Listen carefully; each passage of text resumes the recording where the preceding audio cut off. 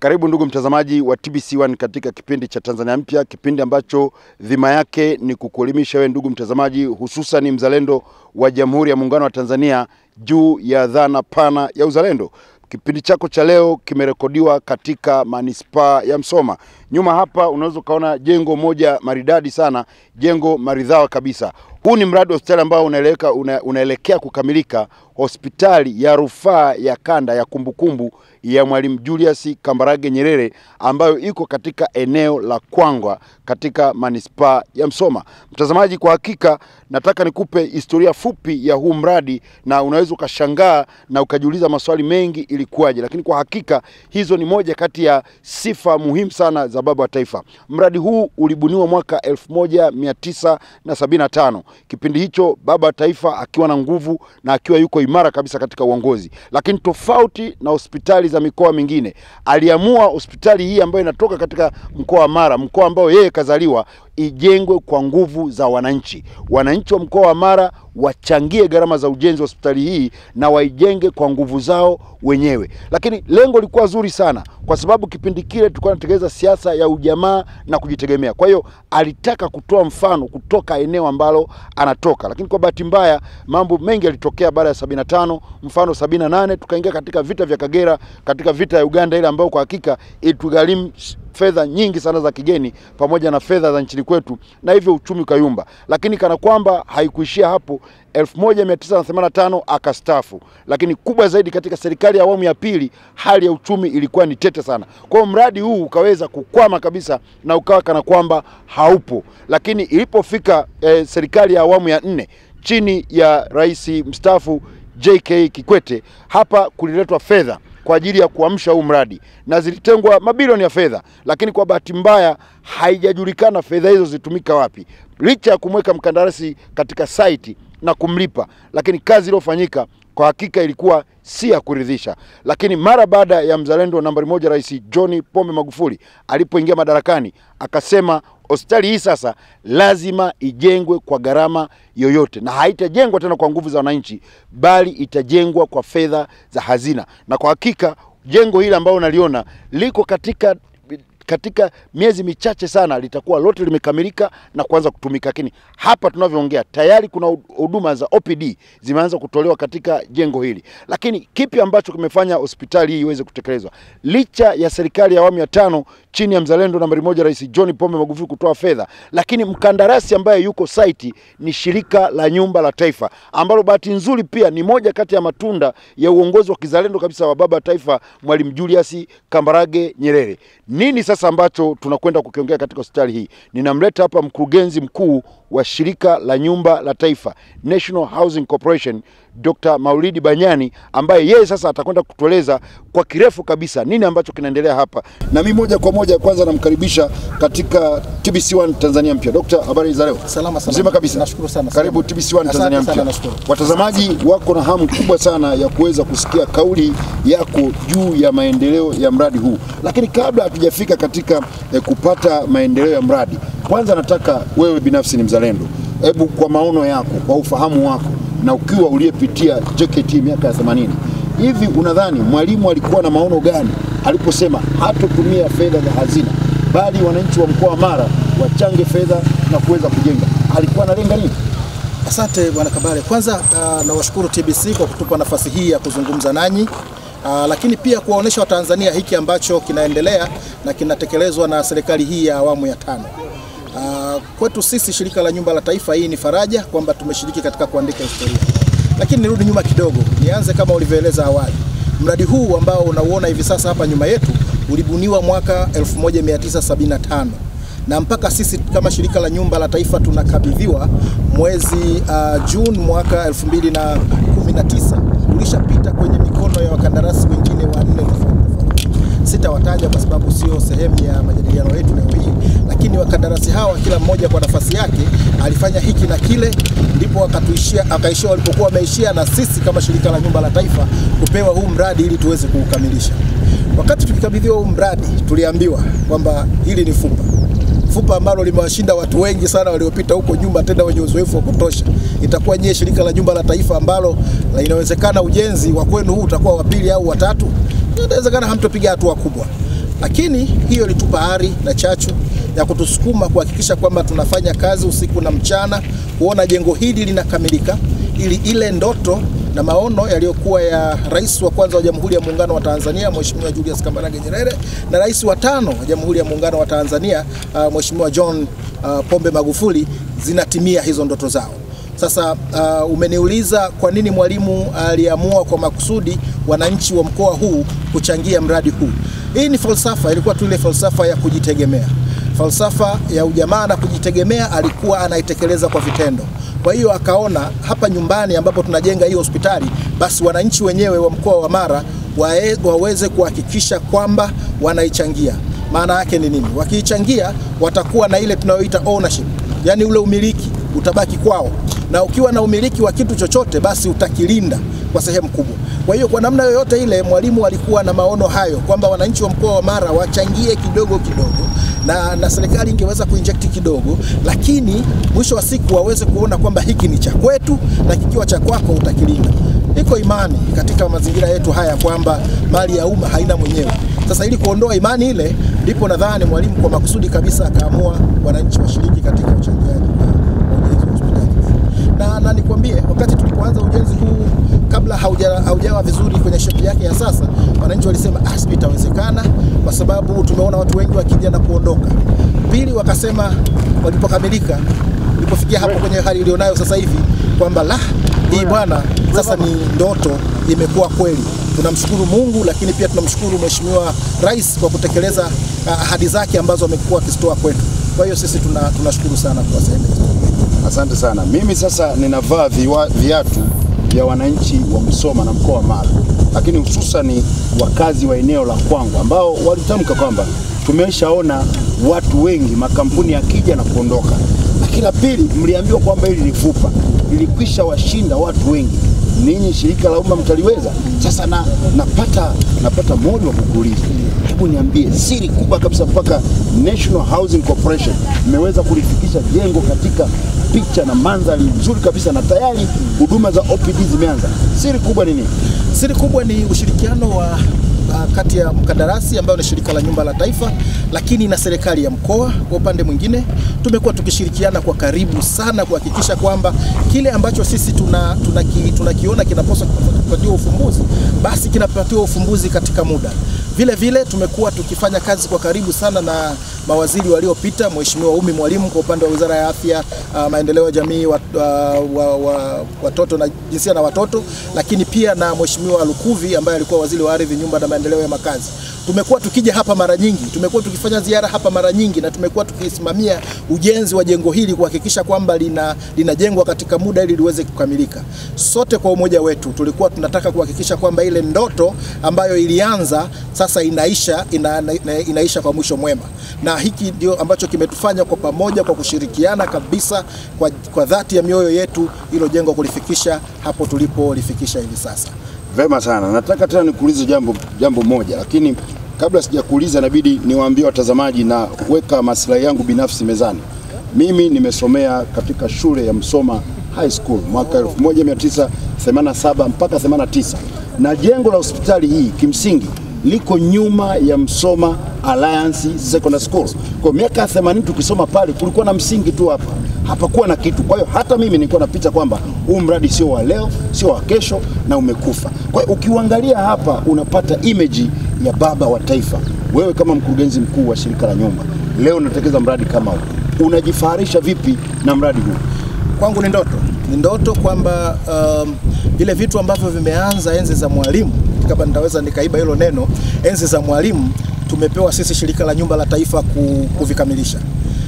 Labda kwa manufaa ya watazamaji wako, ni kwamba mbali na jengo hili ambalo tunalijenga hapa la hospitali hii ya Mwalimu Julius Kambarage Nyerere, tunalo jengo lingine la hospitali ya rufaa ya kanda ya kusini pale mjini Mtwara, ambalo nalo limeanza mwaka 79, wakati ule wa Mwalimu, wakati wa ndoto zake zile alizokuwa nazo, likakwama, likaishia njiani. Tukapewa sisi shirika la nyumba la taifa, na hivi katika muda wa miezi michache ijayo tutakuwa tunalikabidhi rasmi lile jengo likiwa limekamilika kwa 100%. Vivyo vivyo sisi kama shirika la nyumba la taifa tuliaminiwa na serikali ya nchi hii kupewa machinjio ile ya Vingunguti pale, ambayo nayo katika muda mfupi ujayo utaanza kufanya majukumu yake kama ambavyo ilidhamiriwa na nchi, ili iweze kutuletea pato kwa kuleta nyama bora zaidi. Maana yake ni kwamba sisi kama shirika la nyumba la taifa tunajionea fahari kubwa kwamba tumeshiriki katika kutengeneza na kuifanya na kuhakikisha inakamilika miradi mikubwa ya kimkakati ya nchi hii, kutokana na imani ambayo serikali imejenga dhidi yetu. Kwa hiyo sisi tunajifaharisha sana kama Watanzania na imani hii ambayo serikali imetupa. Tunashukuru sana serikali. Mtazamaji wa TBC1, kama ndo kwanza unafungulia televisheni yako TBC1, hiki ni kipindi cha Tanzania Mpya, kipindi ambacho kimerekodiwa katika eneo la Kwangwa, manispaa ya Msoma. Hapa panatekelezwa mradi wa ujenzi wa hospitali ya rufaa kanda katika eneo la Msoma, na hiyo hospitali ilibuniwa mwaka 1975 na baba wa taifa Mwalimu Julius Kambarage Nyerere. Mkurugenzi, kuna swali muhimu sana nataka katika mlolongo huo kwamba kuonyesha mradi huu ulikuwa ni mfu. Ni kama vile ulikuwa umekwisha zikwa, sasa mnatoa mtu katika kaburi kumpulizia pumzi na kumrudisha tena akiwa hai. Niambie ilikuwaje, kwa sababu naambiwa hata michoro ya hiyo hospitali ilikuwa imepotea, na kama ilikuwepo ilikuwa ni nusu. Sasa wewe ulipopewa kandarasi hivi ulianzia wapi? Ulifanyaje? Ni kweli kama unavyosema, michoro ya mradi huu ilikuwa imepotea, na kwa bahati mbaya wakati mradi huu unabuniwa miaka ile ya 75 alikuwa amepewa mkandarasi ambaye alikuwa ni mtu wa nje ya Tanzania. Ni Waisraeli ambao walipewa hii kandarasi, wakafanya michoro yao wakakamilisha. Sasa ilipotokea hitirafu kidogo wakaondoka na michoro yao na hawakuwahi kuiacha. Kwa hiyo hawa kandarasi wengine kila mtu alikuwa anatekeleza kile ambacho alikuwa anadhani kwamba ni sahihi mpaka hapa tulipokuwa tumefikia. Lakini sisi mara baada ya kukabidhiwa mradi huu tulichokifanya ni kwamba tuliwasiliana na mshitiri, yani Wizara ya Afya, ambao walitupa taarifa kwamba mradi huu michoro yake haipatikani. Tukawasiliana na mtu ambaye alikuwa ameteuliwa wakati ule kuwa msimamizi, yani consultant TBA, naye akasema kwa kweli michoro yake haipo. Kwa hiyo tulichofanya ni assemble timu ya wataalamu wa Wizara ya Afya, TBA, wa shirika la nyumba la taifa, na pia wa hospitali kuu ya mkoa wa Mara. Tukawatengenezea sehemu pale Morogoro, wakakaa kwa muda wiki 2 wakifanya marejeo na kupitia upya jengo hili na namna gani ambavyo inapaswa liwe, Kiingereza wanaita remodeled, yani lirekebishwe ili liendane na usasa huu wa sasa. Na katika kutekeleza hilo, ile timu ilikuja mpaka Mara kwa ajili ya kupata maoni ya watumiaji wa jengo hili. Kwa hiyo tulikuja kuuliza huku kila mtaalamu ambaye ana utaalamu wake hapa, ni vitu gani hasa anadhani vinapaswa viwepo kwenye jengo hili. Baada ya kupata hizo picha kwa pamoja, ndiyo tukaweza sasa kuchora michoro ya mwisho ambayo hivi sasa inatumika katika ujenzi wa hili jengo. Tuliamua kwa makusudi kabisa sisi kama shirika la nyumba la taifa kuchukua sehemu ya ile fedha ambayo tuliitenda kama fedha ya tenda ile, ili kuweza kuitumia katika zoezi hilo ambalo kwetu lilikuwa ni muhimu, na tulidhani ni sawasawa tukizingatia kwamba tulitaka tuanze hospitali hii ujenzi wake haraka na uweze kukamilika mapema ili huduma ziweze kutolewa. Vema, kitaaluma sina taaluma yote ya majengo, lakini najaribu kuvaa viatu vyako. Hivi wewe umepewa kazi ya kujenga hospitali ya Kwangwa, hakuna ramani, hakuna mwelekeo. Ulikuwa na uthubutu gani mpaka unakusanya watu, unawaweka pale? Drive yako, motisha yako ilikuwa nini? Ulikuwa unatafuta nini hasa? Motisha yetu ni lile tu kwamba kulikuwa na ndoto ya muasisi wa taifa hili ambayo ilikuwa ni lazima itimie, na kuna ndoto ya kiongozi ambaye amevaa viatu vya muasisi wa taifa hili ni lazima itimie. Unafanyaje? Unachotakiwa kufanya ni kuhakikisha kwamba hizo ndoto zinatimia. Ili ndoto hizi ziweze kutimia, ni lazima uhakikishe unaruka viunzi vyote ambavyo viko katikati ya unakotoka na kule unakotaka kutimiza hiyo ndoto. Ndicho tulichokifanya. Ndio drive ambayo ilitufanya, ndio ari ambayo tuliibeba. Na kusema ukweli, hapa tumekaa sana usiku na mchana. Na mimi kuna kipindi nilihamia hapa karibu wiki 2 katika zile nyakati za mwanzo kuhakikisha kwamba kila kitu kinakaa sawa sawa. Lengo letu lilikiwa ni kwamba hospitali hii ikamilike, huduma hii ianze kutolewa ili wananchi hawa waweze kufaidi matunda yao ya uhuru baada ya miaka 45. ndio ilikuwa ndoto yetu, ndio ilikuwa lengo letu. Hatujawahi kusimama, na mpaka sasa bado tuna ndoto ile ile, tuna imani ile ile, na tunaamini kabisa kwamba ili jengo litakamilika, na hawa majirani zetu hapa ambao wako majirani zetu watakuja, watapata huduma hapa. Mara itakwenda juu zaidi kiuchumi, na maisha ya watu wa Mara yataimarika zaidi, kwa sababu tunaamini watu wanapokuwa na afya bora ndio watakuwa na uwezo wa kufanya kazi zaidi, na kwa sababu kuna ile slogan ya hapa kazi tu, tunaamini hapo ndio tunaweza tukaenda mbele kwa uzuri zaidi.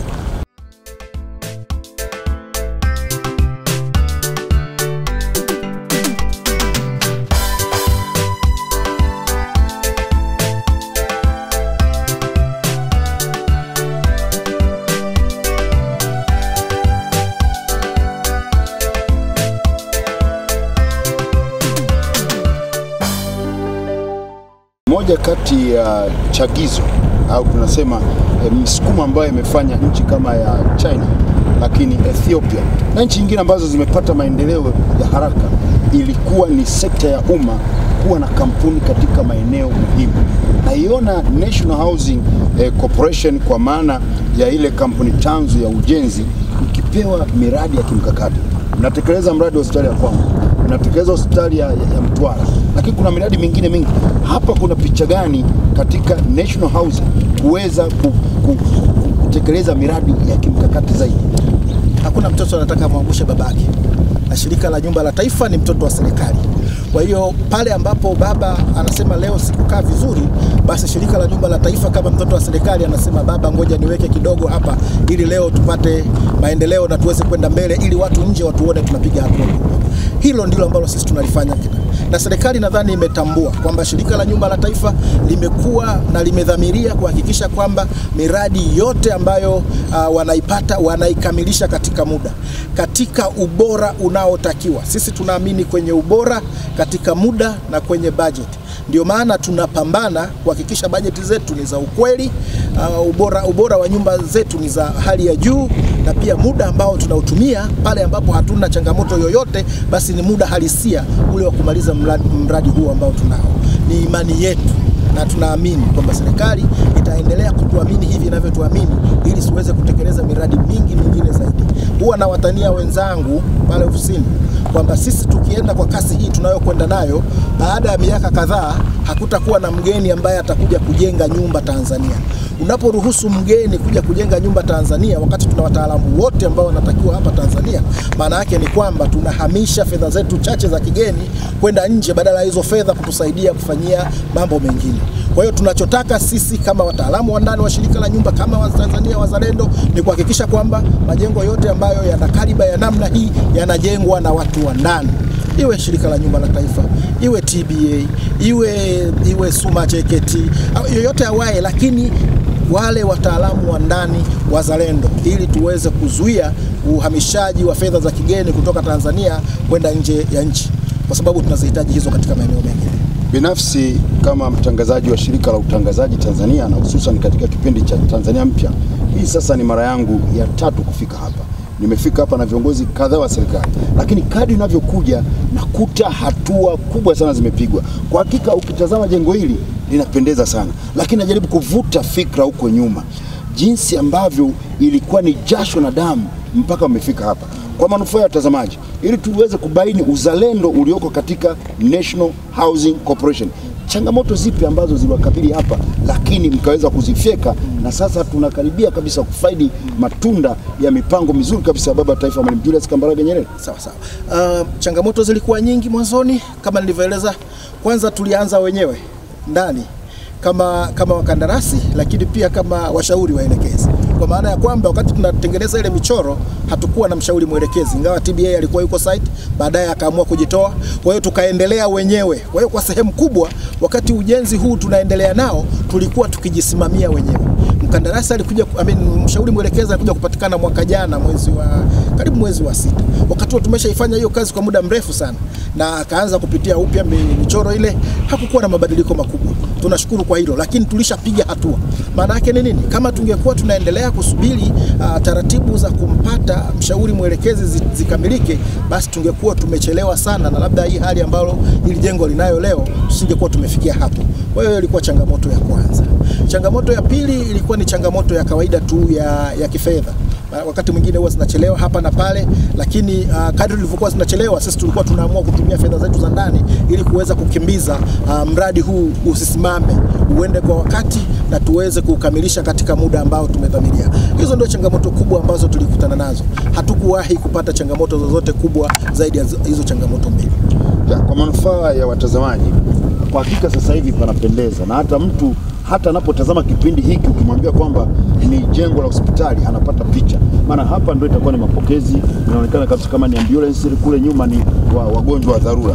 Sasa kwa manufaa ya watazamaji, wewe ukiwa ni mkandarasi kwa maana ya National Housing, hebu ambie mradi huu sasa umefikia kiwango gani na itachukua muda gani? Ratiba ya kukabidhi hili jengo kwa mteja ambao ni Wizara ya Afya ikoje? Na je, mko ndani ya wakati? Sawa. Kwa mkataba ambao tunao mpaka hivi sasa, hapo ulipofikia mradi umeshafikiria karibu 85%. Na maana yake ni kwamba yako tu baadhi ya maeneo machache, kwa sababu hapa kuna wing 3. Kuna wing A, wing B na wing C. Sasa hivi wing C inatumika. Hii wing C ndio ile ya mama na mtoto. Wing C hii inatumika kabisa, iko operational full. Ina kila kitu, theater zake na vitu vinginevyo. Wing B kwa sehemu kubwa nayo tayari iko inatumika. Wing ambayo hatujaigusa kabisa ni wing A.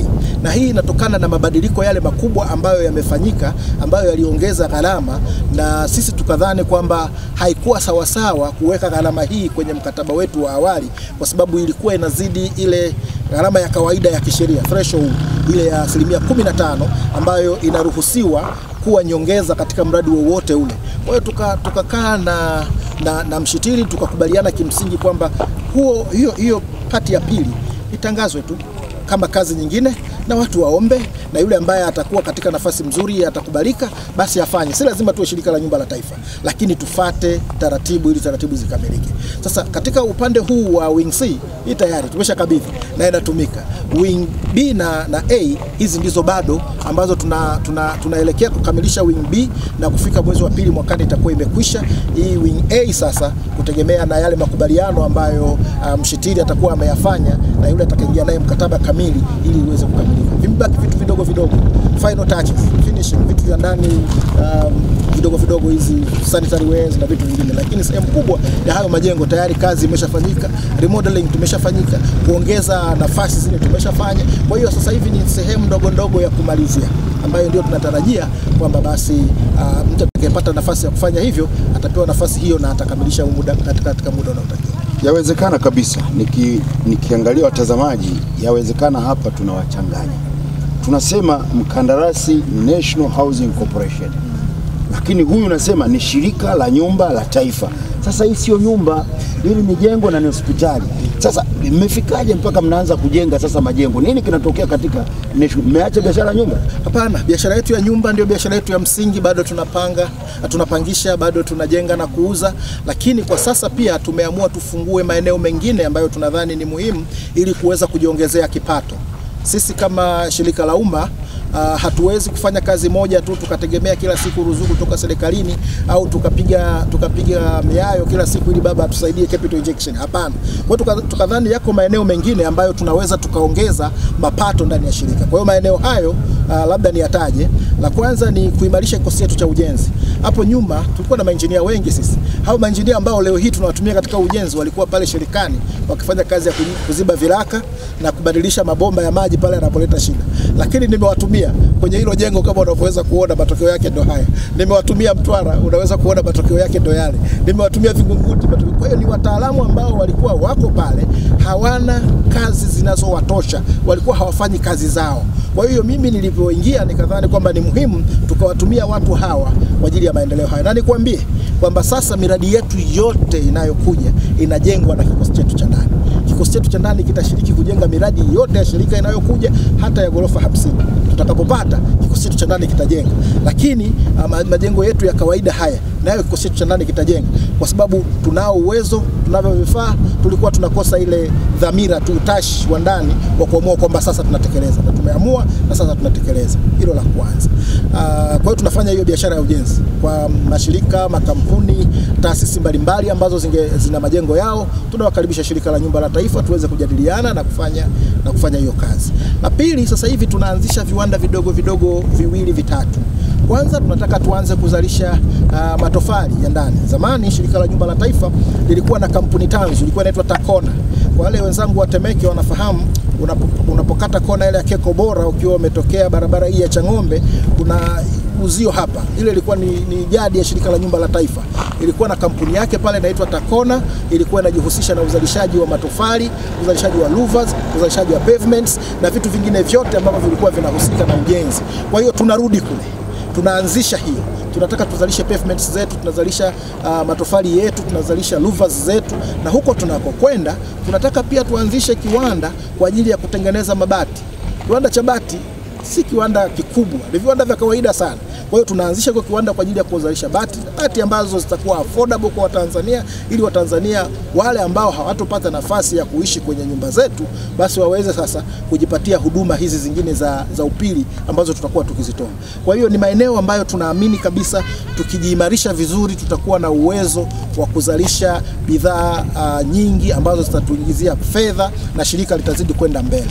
Labda nikuongezee kidogo kwamba pamoja na bidhaa hizo ambazo nimezisema, lakini pia tunadhamiria kuanzisha sasa mtambo wa kuchakata kokoto pale Dodoma. Tumedhamiria pia kuanzisha machimbo ya mchanga pale Dodoma na mawe, lakini pia tunaanza sasa kuchukua na batch plant ambayo tutakuwa tukitengeneza zege yetu wenyewe ya Shirika la Nyumba la Taifa. Tumegundua tunajenga sana, gharama kubwa na kwenda kwenye material. Tukiweza kuzuia hiyo ikawa ya kwetu, tutatengeneza faida mara mbili. Asante sana mkurugenzi mkuu wa Shirika la Nyumba la Taifa Dr. Maulidi Banyani. Mtazamaji wa TBC1, hususan kipindi cha Tanzania Mpya, huo ndio uzalendo.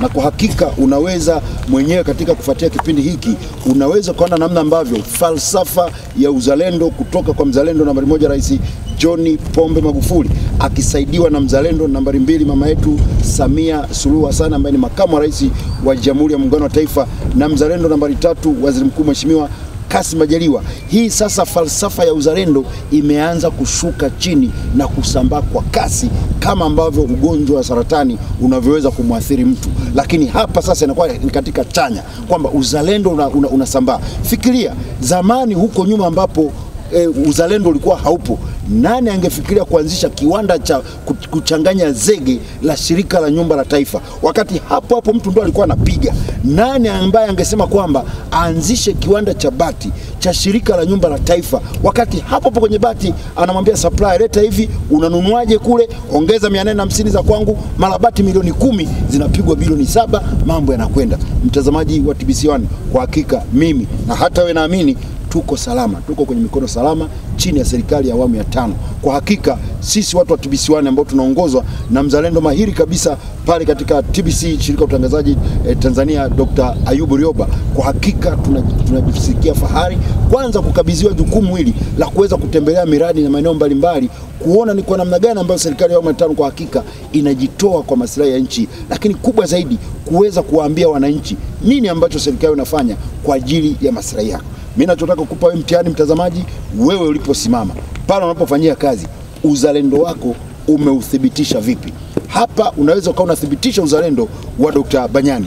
Sasa jitathmini na wewe pale unapofanyia kazi, pale ulipo, uzalendo wako ukoje? Unaendelea kutazama kipindi cha Tanzania Mpya ambacho kimerekodiwa kutoka katika hospitali ya Kwangwa, hospitali ambayo ni ya Nyerere Memorial Referral Hospital iliyoko katika manispaa ya Msoma. Dokta, nataka tuongee katika hali ya ukawaida kabisa, kwa sababu watazamaji wetu ni Watanzania wa kawaida kabisa.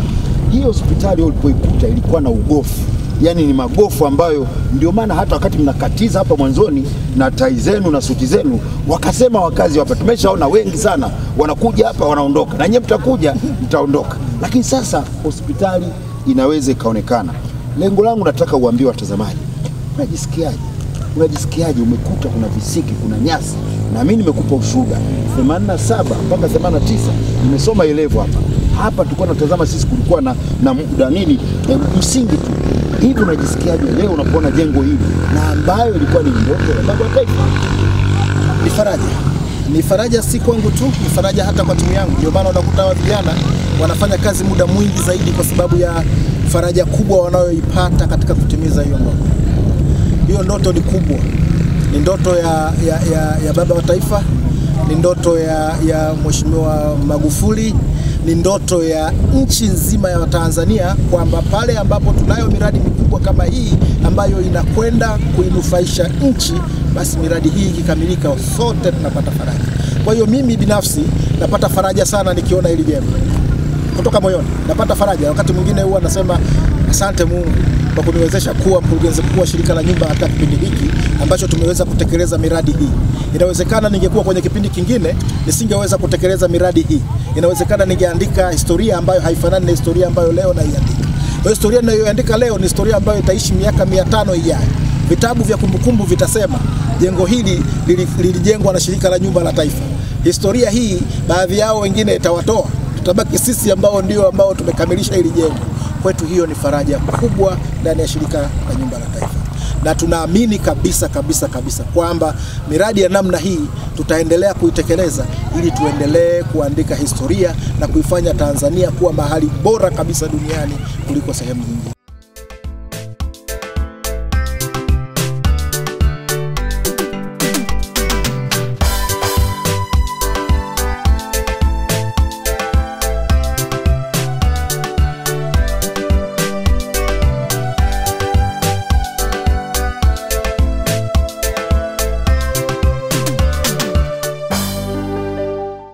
Kuna jambo jingine ambalo nataka pia kwa uzalendo wako tu jaribu kushare na Watanzania. Hospitali hii imebuniwa mwaka 75. Mwalimu kastaafu 1985. Ikaja awamu ya pili, ikaja awamu ya tatu, ikaja awamu ya 4 na sasa awamu ya 5. Unadhani kisayansi, kimantiki, kwa nini mradi umeweza kutekelezwa katika serikali ya awamu ya 5 na si kabla ya hapo? Dhamira ya aliye juu. Mara nyingi dhamira ya yule ambaye ni kiongozi mkubwa kabisa katika nchi huwa ina set objectives za wengine wote walioko chini yake.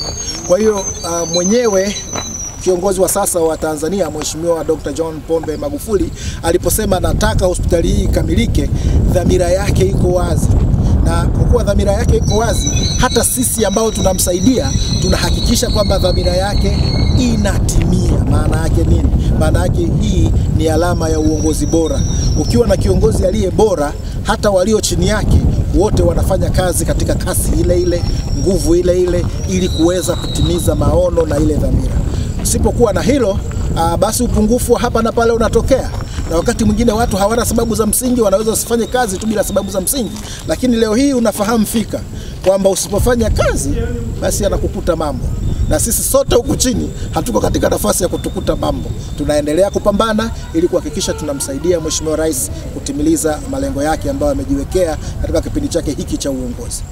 Tukiacha kidogo mradi huu wa hospitali, lakini tukiwa ndani ya kazi na majukumu ya National Housing Corporation.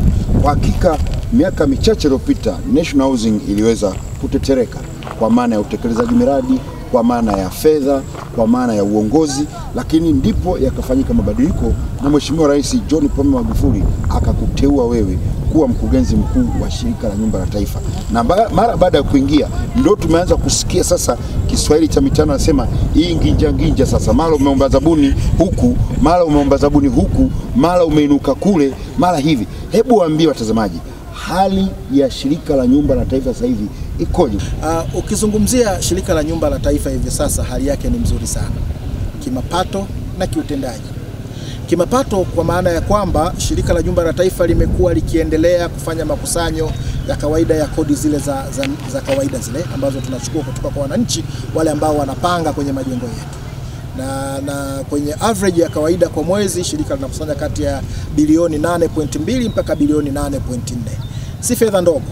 Kama tusingekuwa na mashimo ambayo yalichimbwa kutokana na mikopo ile ambayo tuliikopa hapo nyuma, shirika ingekuwa na uwezo wa kujenga majengo makubwa haya ya ghorofa 2, 3, 4, angalau mawili kila baada ya miezi mitatu. kwa sababu hiyo fedha tungeweza kusave tukaweza kufanya hayo mambo mengine, lakini kwa bahati mbaya tunalazimika fedha zile kuzichukua na kulipia mikopo ile ambayo tumechimba mashimo.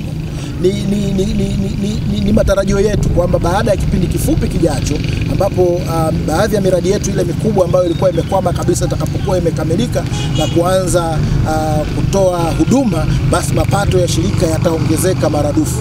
Na matarajio yetu ni kwamba katika muda wa miezi 6 ijayo jengo la Morocco Square litakuwa limekamilika na sisi tutakuwa katika nafasi ya kuanza kukusanya mapato pale, kutokana na kwamba tayari tumeshapata fedha za awali na tumeshamrudisha mkandarasi pale site hivi sasa.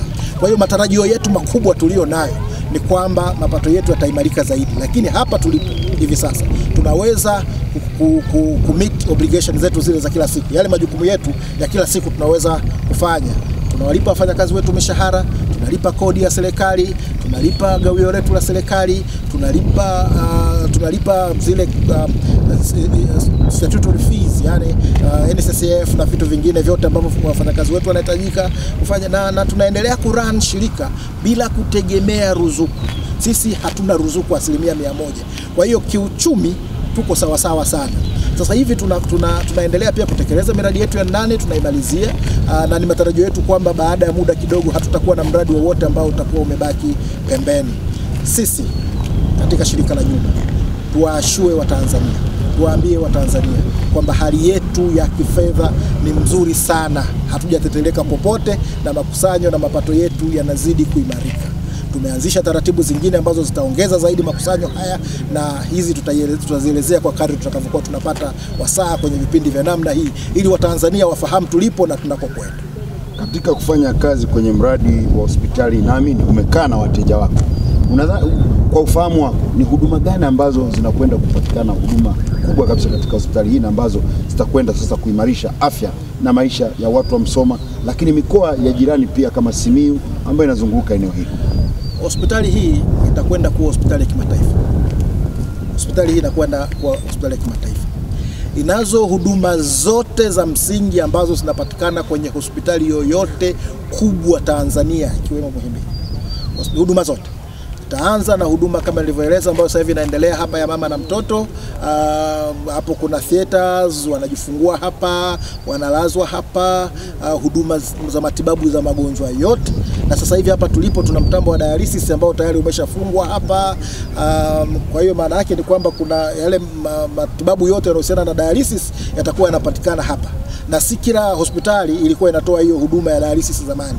Lakini pia kutakuwa na hiyo wing 8 tunayoizungumzia, na specialist services. Zile ambazo ni kama masikio, pua, kinywa, huduma za namna hiyo ambazo zinatolewa na wataalamu wale ambao ni wabobezi katika maeneo hayo. Kwa hiyo hospitali hii itakuwa na huduma zote za msingi, operation, na kuna theaters zaidi ya 4 hapa kubwa, na kuna vyumba karibu 320 vya kulaza wagonjwa hapa, vya mazingira tofauti na ukubwa tofauti. Kwa hiyo ni hospitali kubwa ya kisasa yenye huduma zote za msingi na muhimu, na ndio maana nimesema mwanzoni, sio Watanzania tu wanaozunguka mkoa huu watakaopata huduma hapa, hata wale ambao watatoka nje ya Tanzania watapata huduma hapa, huduma za kisasa kabisa. Umesema kwamba katika swala la kuimarisha mapato ya shirika ni pamoja na kwamba mtatengeneza mtambo sasa wa kuzalisha kokoto, lakini mna mpango wa kutengeneza kiwanda cha bati, lakini kuna vile vifaa vingine vya ujenzi ambavyo mnataka kusimamisha kabisa hizi gharama za kuwalipa suppliers, baada yake muweze kujitosheleza wenyewe. Sasa huo mwelekeo unalenga katika nini kwa shirika la Nyumba la Taifa? Mwelekeo huu unalenga katika kulifanya shirika la Nyumba la Taifa kufika kila mahara. Tunazungumza shirika la Nyumba la Taifa, inabidi liwe shirika la Nyumba la Taifa. Limhudumie mtu wa kipato cha juu, limhudumie mtu wa kipato cha kati, lakini limhudumie zaidi mtu wa kipato cha chini, kwa sababu hawa wote ni wateja wa shirika la Nyumba la Taifa. Na lengo letu ni kwamba tungependa kila sehemu ambayo serikali inafanya maendeleo, inapeleka maendeleo, sisi tuwepo. Ule uwepo wetu Tanzania usikike. Kulikuwa na mtu mmoja alikuwa ananitania siku moja, anasema yako mashirika ambayo yakitajwa yanasikika kila bahala upo, lakini wewe kuna maeneo haupo. Nikasema ni swala la muda tu. Nina hakika kwamba baada ya muda mchache nitakuwa kila mahala. Kuna ziara tulifanya siku moja mahala fulani na kiongozi wa juu akatoa maagizo kwamba watumishi wa serikali wanapaswa kuhamia pale. Lakini ile sehemu ni pembezoni sana. Nikawa najiuliza maswali mengi, hawa ndugu zangu wanakwenda kukaa wapi? Utafanyaje? Sasa katika mazingira ya kawaida ningekuwa na maso za kutosha, siku ya pili yake ningeenda pale nikasema naanza kuchimba hapa msingi kwa ajili ya kuweka nyumba tayari tuweze kuendelea mbele. Nataka tufike kule. Nataka tuwe na uwezo huu kwamba shirika siku moja likisikia kwamba kuna mradi tunauanzisha mahala, basi kabla serikali haijatufikirisha mara mbili, sisi tuwe tumeweka nyumba tayari kuwapokea wataalamu wanaokwenda kufanya kazi katika mazingira yale. Tungependa kwa mfano kama hapa hivi sasa kuwe na nyumba za watumishi hawa. Manake wanakaa mtaani sasa. Hatujui wanakaa mtaani umbali gani. Kwa tungependa kwa mfano badala ya serikali kuingiza fedha zake hapa ikajenga kwa ajili ya hawa watumishi kupata sehemu ya kuishi, sisi tungejenga nyumba hapa alafu tukawapangisha hawa watumishi kwa gharama nafuu kabisa. Ndiko tunataka twende. Tunataka tuifanye shirika la nyumba la taifa liweze kusaidia serikali kutoa huduma za msingi kwa uwezo mkubwa zaidi. Ukiacha sasa hospitali hii ya Kwangwa, kuna mradi gani mwingine ambao mnatekeleza katika mkoa wa Mara, lakini pia katika eneo la kanda ya Ziwa? Je, mna mradi wote katika hospitali ya Sekoture? Mna mradi wote kwenye hospitali ya rufaa mkoa wa Shinyanga? Maana kote huko zinajengwa hospitali, lakini na miradi mingine kadha wa kadha katika mwelekeo sasa wa National Housing Corporation kufanya diversification, yani kufanya kwamba si kujikita tu kwenye eneo moja bali kwenda na sekta mbalimbali. Sawa sawa. Nashukuru tuna miradi kadhaa ambayo tunaitekeleza katika kanda hii ya Ziwa. Si katika hospitali bali katika maeneo mbalimbali. Kwa mfano kwa hivi sasa tulikuwa tunamalizia ujenzi wa jengo la utawala wa chuo cha Mwalimu Nyerere pale Butiama. Hilo jengo tunalikamilisha sisi. Lengo letu ni kuhakikisha kwamba wasomi wale watapata eneo zuri la kukaa ili waweze kufundisha vijana wetu vizuri. Lakini pia tulipata bahati ya kujenga majengo ya TFS, Tanzania Forest Services Agency, katika maeneo mbalimbali ya kanda hii ya Ziwa. Tumejenga jengo kule Ukerewe, tumejenga jengo pale Biharamulo, tumejenga majengo pale Mwanza. Hayo majengo yote yameshakamilika na yamekabidhiwa kwa wakandarasi katika muda mwafaka ambao tulikuwa tumekabidhiwa kwa mshtiri katika muda mwafaka ambao tulikuwa tumekubaliana na mshtiri wetu. Pia hapa Mara tumeweza kujenga jengo letu la biashara Mkendo ilikuwa na Mkendo 1 phase ya kwanza ambayo ilikamilika, lakini tulipoingia tukaongeza ile Mkendo 2 phase ya pili ambayo tumeikamilisha miezi 4 iliyopita. Kwa hiyo imekamilika na hivi sasa inatumika. Tumepata wateja wako pale wanaendelea kupanga. Kwa hiyo katika kanda hii tunayo miradi hiyo. Ingawa pia tumepata nafasi ya kujenga kituo maalum cha kuuzia mifugo katika mkoa wa Geita. Kwa hiyo tunayo miradi mingi ambayo tunaifanya kama shirika la nyumba la taifa, na ni imani yetu kwamba tutaendelea kupata miradi mingi zaidi. Ukiwa ni msomi lakini pia mtendaji, ninaamini kabisa umetembea katika nchi mbalimbali. Nataka uweze kuwapa darasa wa Tanzania hasa katika swala la kujitegemea kupitia sekta.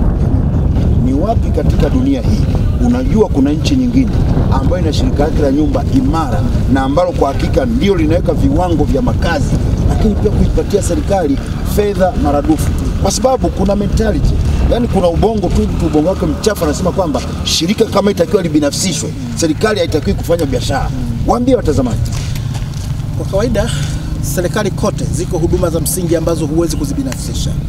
Hili ni la msingi sana watu kulifahamu.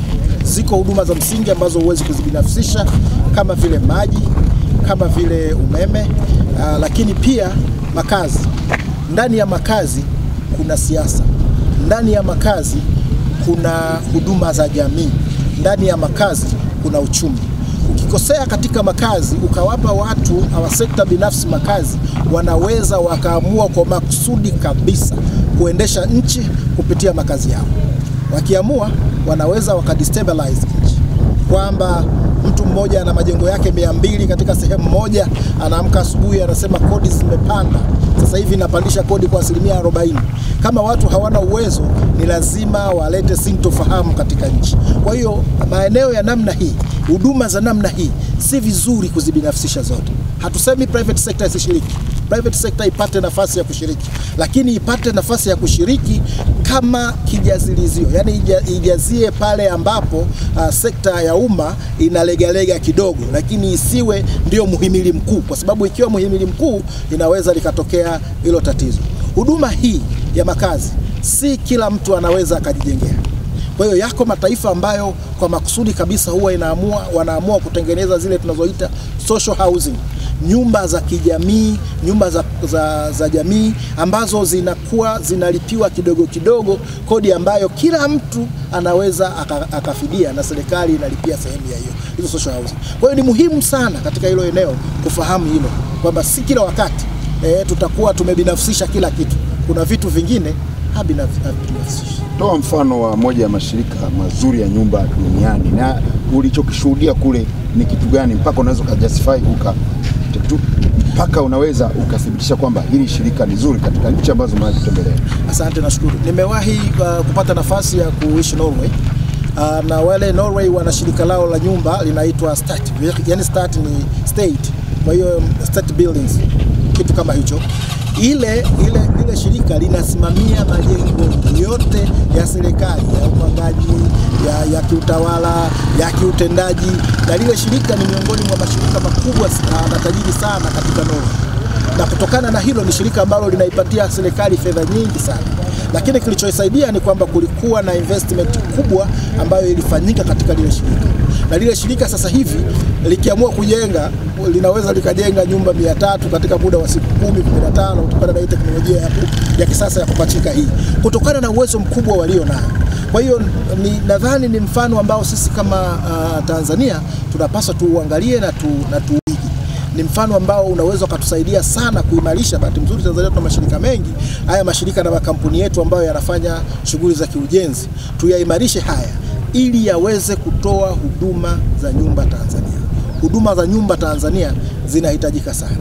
Na nilikuwa nawaambia wenzangu pale ofisini, kipindi fulani tufanye study ndogo ya kwamba tuna mahitaji ya nyumba yakoje. Wakaniambia kwa study tulioifanya kwa idadi ya walimu na madaktari ambao wako chini ya halmashauri hizi, tunahitaji nyumba zisizopungua 3.5 ili kuweza kuwapatia huduma ya makazi. Kama hao tu walimu au madaktari ni nyumba 3.5, hebu wafikirie kada zingine zote zilizobaki Tanzania, tukiwemo mimi na wewe, tunahitaji nyumba ngapi ili tuweze kupata makazi. Kwa hiyo makazi yaliyo bora bado ni eneo kubwa ambalo tunahitaji kuweka jitihada na kulifanyia nguvu ili tuweze kuwa na mafanikio mazuri ya kiuchumi Tanzania. Kwa kadri ambavyo umezungumzia hiyo study ndogo mliofanya mkapata nyumba 350, kwa kada hiyo tu, haujaenda kwenye kada nyingine, haujaenda kwa wananchi ambao wamejiajiri wenyewe. Hii inathibitisha kwamba ninyi soko lenu ni kubwa sana. Nataka sasa uambie watazamaji wetu, wewe kama mkurugenzi mkuu wa shirika la nyumba ya taifa, hii National Housing katika miaka 10 mbele 20 unaiona imesimama wapi katika kukidhi mahitaji ya makazi kwa Watanzania? Tunayo ndoto kubwa. Tunayo ndoto kubwa kabisa. Ningekuwa na uwezo, kama ningeweza kupata mahala nikapata angalau trilioni 1 hivi, nilitamani nipate makazi kwa Watanzania kila mahala. Miji mizuri iliyopangwa, iliyopimwa, yenye huduma kama hizi ambazo tulizonazo hivi sasa. Sasa hivi ukipita kwenye miji yetu mikubwa utakuta barabara za lami mzuri, zimewekewa taa, unadhani hauko Tanzania. Labda ukifananisha Tanzania nyingine iliyopita hapo nyuma. Hii ni Tanzania mpya kabisa, kama ambavyo Kabale anasema. Hii ni Tanzania mpya kwa maana ya kwamba sisi tukipata nafasi ya kupata capital kubwa kama hiyo, basi tutawekeza kwenye makazi katika maeneo yote, mjini na vijijini. Tuwape Watanzania makazi yaliyo bora. Tutimize ile ndoto ya muasisi wa taifa hili ambayo ilikuwa ni kuhakikisha kwamba Watanzania wanapata makazi yaliyo bora, lakini miji nayo inatengenezwa inakuwa vizuri. Ndio maana mpaka leo kupita katika yale maeneo yanayoitwa national bado zile nyumba pamoja na kwamba ni za zamani zimechoka, lakini bado panaonekana kuna mpangilio na kwamba mambo yamekaa sawa sawa. Kwa hiyo ndio ndoto yetu hiyo, tukiweza kutafuta mahala tukapata 1 trillion, Tanzania itakuwa tofauti na ilivyo hivi sasa. Nashukuru sana. Neno lako la utii kwa Mheshimiwa Rais John Pombe Magufuli na kuarifu kwamba hakika National House alikuwa anataka sasa itimie. Kwanza niseme Mheshimiwa Rais, tunakushukuru sana kwa niaba ya bodi na niaba yangu binafsi kama shirika la Nyumba la Taifa. Tunakushukuru sana kwa kutuamini na kutupa jukumu hili. Ni imani yetu kwamba tutaendelea kutembea kwenye nyayo zako. Tutajitahidi kuhakikisha kwamba yale maneno yako ambayo yanapita mikononi mwetu yanatimia, na ni imani yetu kwamba huko tunapokwenda basi shirika lako la nyumba hili litakuwa lile ambalo ulikuwa ukilitarajia. Lengo letu ni kwamba katika miji yote mikubwa ya Tanzania, katika maeneo yote ambayo tunahitaji kuweka alama, shirika la nyumba la Tanzania lifike na liweke alama kwa kadri vile ambavyo sera za nchi, sera za Chama cha Mapinduzi, ilani ya Chama cha Mapinduzi na mipango mingine ya nchi inavyoelekeza. Mheshimiwa Rais, tunashukuru sana. Tunaomba uendelee kututumia. Sisi tuko tayari, hatutakuangusha. Tunashukuru sana. Ahadi yako kwa wananchi wa Musoma lakini pia mikoa ya jirani kwamba mradi huu mnakwenda kukabidhi kama mkataba wa ukandarasi ulivyoandikwa. Ahadi yetu ni hiyo kwamba mradi huu tutakabidhi kama ambavyo tumekubaliana na mshitiri, na kwamba watautumia mradi huu kwenye zile huduma zingine utakapofika ule muda wa mwisho wa mkataba huu. Asante sana mkurugenzi mkuu wa shirika la Nyumba la Taifa Dr. Maulidi Banyani. Asante sana.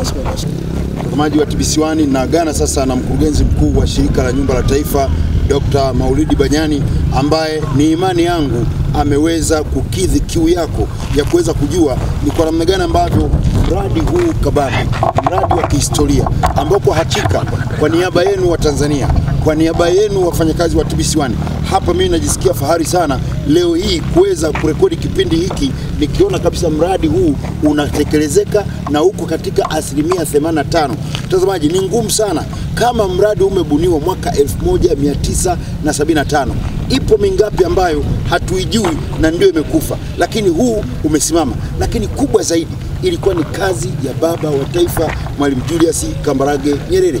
Ni heshima iliyoje, na kama taifa lolote haliwezi likaheshimu waasisi wake, kwa hakika maendeleo yake hayawezi kuwa na uhakika. Lakini ni wazi kabisa na dhahiri, sifa kubwa kabisa na shukrani kubwa kabisa na pongezi nyingi kabisa zimwendee mzalendo nambari 1 Rais John Pombe Magufuli, ambaye bila kupepesa macho, ambaye bila kufanya mjadala ameweza kutoa fedha zote ambazo zinahitajika ili mradi huu uweze kutekelezwa. Fikiria, toka hiyo wing ya mama na mtoto imeanza kutumika, imeokoa maisha ya mama na watoto wangapi? Kwa sababu hapa sasa hii ni hospitali ya kisasa kabisa. Huduma ambazo unaweza kuzipata katika hospitali ya rufaa ya Bugando, huduma ambazo unaweza kuzipata katika hospitali ya Mloganzila, huduma ambazo unaweza kupata katika hospitali ya KCMC, huduma ambazo unaweza kwenye hospitali yote ndani na nje ya Tanzania zinapatikana hapa. Mtazamaji wa TBC1, kwa hakika unapofunga kipindi hiki, unapokitazama, we mwenyewe nafsi yako inafurahi, lakini nafsi yako inashukuru uongozi wa serikali ya awamu ya 5 ambao unazingatia uzalendo, inazingatia maslahi ya nchi, lakini kubwa zaidi unazingatia katika kuona kwamba rasilimali za nchi hii zinanufaisha Watanzania na zinakwenda kubadilisha maisha ya Watanzania. Mtangazaji wako Rugenzi Kabale kwa sasa nasema asante sana na kwaheri.